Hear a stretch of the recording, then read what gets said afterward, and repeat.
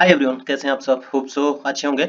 आज हम क्विकली जो एनालिसिस वीडियो होता है उसमें हम देखते हैं कि कुछ निफ्टी इंडेक्स और बाकी इंडेक्स सेक्टर का वाइज और ग्लोबल जो इवेंट हो रहा है तो उसको भी एक बार ओवरलुक करेंगे। हो सके तो वीडियो थोड़ा लंबा हो सकता है, तो आप उसको टॉलरेट कर लीजिएगा, क्योंकि आपको एक ब्रॉडर टाइम फ्रेम में ना क्या चल रहा है मार्केट में या फिर प्राइस एक्शन का हिसाब से आगे क्या होने वाला है आपको एक फिगर आउट होगा। तो अभी के लिए ना हम फर्स्ट अपना जो व्यू है निफ्टी के लिए देखते हैं। अगर आपको पता होगी लास्ट वीक हम लोग डिस्कस किए थे कि एक फॉलिंग रेजिस्टेंस ट्रेंड लाइन था और उसका ऊपर ये मार्केट मूव दिया था। मूव देने के बाद क्या कि करेक्शन आया था। अभी के लिए करेक्शन जो देखेंगे, अगर मैं फिबोनाची को प्राइस एक्शन के हिसाब से ज्यादा तवज्जो देता हूं, तो अगर मैं इसमें टोटल मूव में ये जो फॉलिंग रेजिस्टेंस लाइन था इसको ब्रेकआउट करने के बाद ये जो मूव आया था ये यानी बॉटम आउट किया था 21,000 22,000 से। ये जो टॉप लगाया था उसी को अगर मैं सिंगल मूव इसका important high and low consider करता हूं और इसमें मैं फिबोनाची प्लॉट कराता हूं। तो अभी आपको जैसे कि मैं बहुत सारा वीडियो में बोलता हूं कि shallow pull back and deep pull back. Shallow pull back इसी को कंसीडर करते हैं कि जो 38% से प्राइस यहीं से रिवर्स कर जाता है, तो उसको हम शैलो पुल बैक के हिसाब से कंसीडर करते हैं। और जब प्राइस 61% या फिर 81% से अगर पुल बैक लेता है या फिर रिवर्स होता है, तो उसको डीप पुल बैक हिसाब से हम कंसीडर करते हैं। अगर आप टेक्निकली ऐसे देखेंगे तो अभी क्या हुआ ना कि मार्केट में ऐसे पैनिक सिचुएशन क्रिएट करा जा रहा है ना कि इंसान अपना डिसीजन लेने में सेल्फ डाउट आएगा और एक बार सेल्फ एस्टिमेशन आएगा कि मैं सही कर रहा हूँ या फिर गलत कर रहा हूँ। कोई बोल रहा है कि मार्केट क्रैश हो जाएगा, कोई बोल रहा है इकोनॉमी क्लास क्रैश आ जाएगा, ये हो जाएगा। वो तारीफ का चलते जो भी हो रहा है उसको इग्नोर करो। आपको कहाँ से ट्रेड करना है? अगर आप टेक्निकल प्योर एनालिसिस करते हैं तो आप चार्ट जो हिसाब से बोलेगा उसी हिसाब से आप रिएक्ट करेंगे ना कि ग्लोबल इवेंट जो हो रहा है होने दो भाई।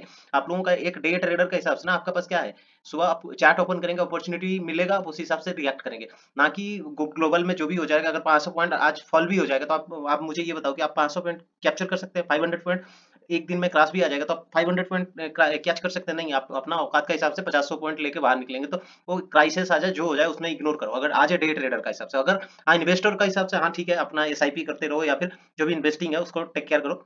बाकी अभी के लिए अगर मैं इस बातचीत को लंबा ना खींचते हुए, क्योंकि बहुत सारा वीडियो लंबा हो सकता है, तो ये जो ट्रेंड लाइन है ना इसमें एक बार हम लोगों का अगर ई जोन से रिटेस्ट होता है तो ये हम लोगों का 61% का जो भी जोन भी आ जाएगा। तो इसमें हाई चांसेस है कि यहाँ पे एक बार मार्केट अभी के लिए आप अगर देखेंगे ना गिफ्ट निफ्टी 600 पॉइंट का गैप डाउन मतलब क्लोजिंग दिया है।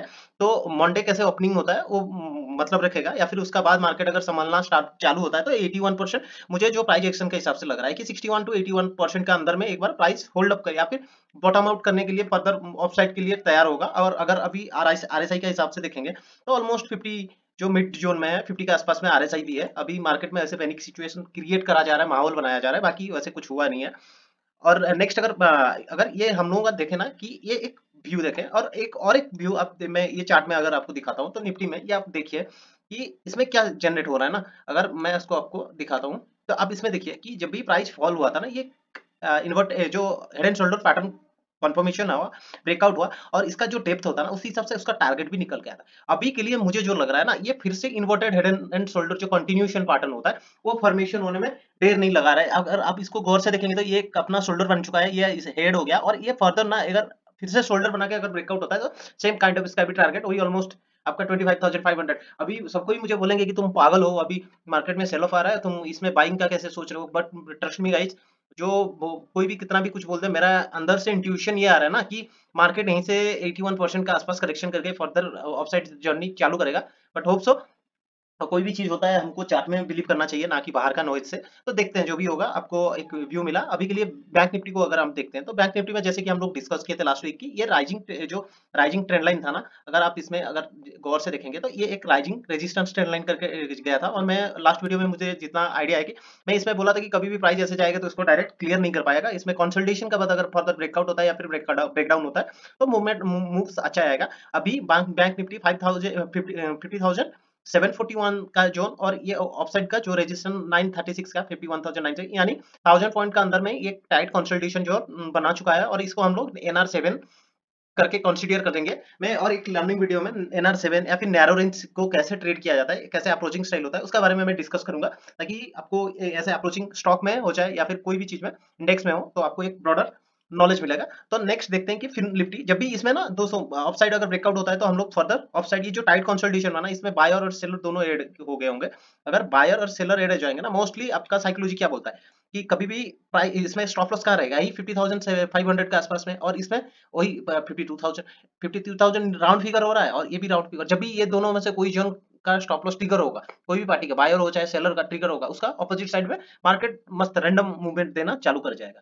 तो यही बस अपॉर्चुनिटी को देखते रहना है, जब भी ब्रेकआउट होता है ब्रेकडाउन होता है तो पार्टिसिपेशन करने का उसमें। नेक्स्ट देखते हैं कि फिल्म निफ्टी भी सेम काइंड ऑफ स्ट्रक्चर, एक लंबा रन अप देने के बाद ये हल्का सा अभी टाइट कंसोलिडेशन जोन या फिर वो उसका जो करेक्शन आ रहा है ना उतना शार्प नहीं आ रहा है, स्क्वीजिंग होके आ रहा है। आप चीजों को समझने के लिए चालू कीजिए, मतलब समझने के लिए ट्राई कीजिए कि जब भी करेक्शन आता है, डीप करेक्शन आता है, एक ही बार में प्राइस फॉल हो जाता है तो आपको लगेगा कि हाँ सेलर अभी इसमें हावी हो गए, नहीं, अभी ये जो छोटा छोटा कैंडल बाइंग कैंडल आ रहा है, सेलिंग कैंडल आ रहा है, इसमें एक ना कहीं डिनोट हो रहा है कि बाइंग भी स्ट्रांग हो रहा है, इसीलिए मार्केट होल्ड अप भी किया है। कंपेरेटिव टू निफ्टी अगर देखेंगे, बैंक निफ्टी और फाइनेंशियल निफ्टी दोनों ने अच्छा परफॉर्म किया है कंपेरेटिव टू निफ्टी। तो अभी के लिए नेक्स्ट देखते हैं ना, हम लोग डायरेक्ट देख लेते हैं कि जो डाउजन इंडेक्स है उसमें क्या चल रहा है। कि अगर आप इसमें देखेंगे कि मार्केट में जब भी करेक्शन आया ना, अभी मैं इसको एबीसी का हिसाब से काउंट किया था, और उसका बाद भी अगर मैं आपको पहले से भी इसमें आपको बताया था, आपको पता होगा, तो अभी आप इसको वन लेग काउंट करके इसको थर्ड लेग करके काउंट कर सकते हैं। बट अभी के लिए मेरे हिसाब से ये और करेक्शन होगा और ये और गिरने वाला है। तो नास्डैक भी सेम काइंड ऑफ सिचुएशन में फंसा हुआ है, जैसे कि हम लोग लास्ट टाइम भी इसमें मार्कआउट किए थे। तो ये जोन अभी के लिए कुछ दिन के लिए ये टाइम के लिए होल्ड किया था, उसका बाद फर्दर इसमें सेल अप आ सकता है। अभी इसमें ज्यादा हम लोग माथापच्ची ना करके हम सीधा चलते हैं अपना काम का चीज गोल्ड पे। मैं कि जो लास्ट वीक में हम लोग बात किए थे, गोल्ड में क्या बोला था मैंने लास्ट वीक में, आपको अगर याद होगा, जस्ट ए सेकेंड।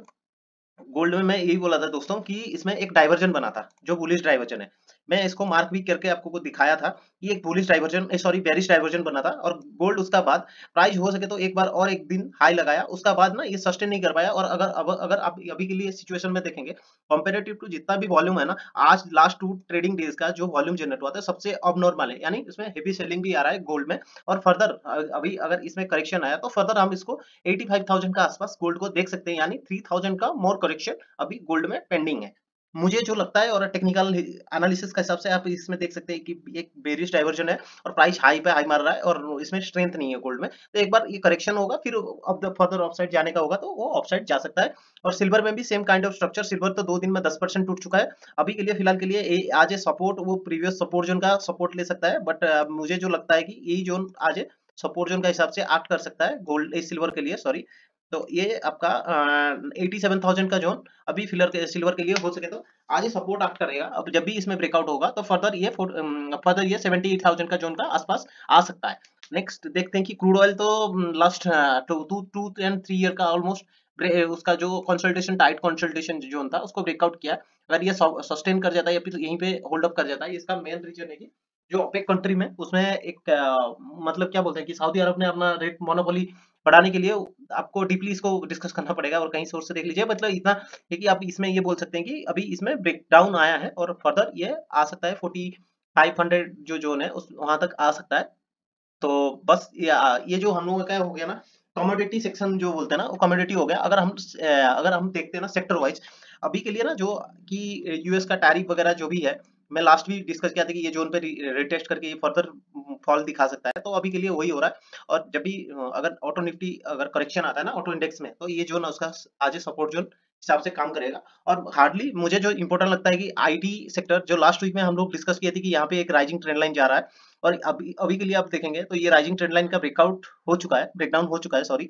और इसमें ना अच्छा खासा फॉल कंटिन्यू हो रहा है, और ये कभी भी फॉल होगा ना उसका फर्दर सपोर्ट निकल के आता है 26,000, यानी अभी के लिए आपका ऑलमोस्ट आपका 7,000 के आसपास ये अभी भी फॉल होने का चांसेस है, क्योंकि नास्डैक अभी करेक्शन किया है। तो नास्डैक में अगर और भी करेक्शन देखेंगे तो ये क्लियर कट ये ट्रेंड लाइन ब्रेकआउट हुआ है, हो सके तो एक बार रिटेस्ट होने नहीं जा सकता है, क्योंकि यहीं पे ये टाइम कंसोलिडेशन कर चुका है। अगर डायरेक्ट फॉल वहीं से होता तो एक बार कंसोलिडेशन के लिए आप बोल सकते हैं कि हाँ एक बार रिटेस्ट के लिए या फिर पुल बैक के लिए जा सकता है, बट मुझे नहीं लग रहा है कि ये पुल बैक के लिए फर्दर जाएगा। ये कंटिन्यू फॉल हम लोग इसमें आईटी इंडेक्स में देख सकते हैं। बस आज के लिए दोस्तों इतना ही, वीडियो काफी लंबा हो गया। तो होप सो चीजों को अच्छा लग रहा होगा, और चीजें कहीं पे डाउट होता है तो आप मेरे साथ डायरेक्ट इंस्टाग्राम पे हो, या फिर मेरा टेलीग्राम लिंक मेरा चैनल का बायो या फिर चैनल का अबाउट सेक्शन में आप जाके वहां से उसमें जाके डायरेक्ट मुझे पिंग कर सकते हो। तो आज के लिए इतना ही दोस्तों, मिलते हैं नेक्स्ट वीडियो में, और थैंक यू।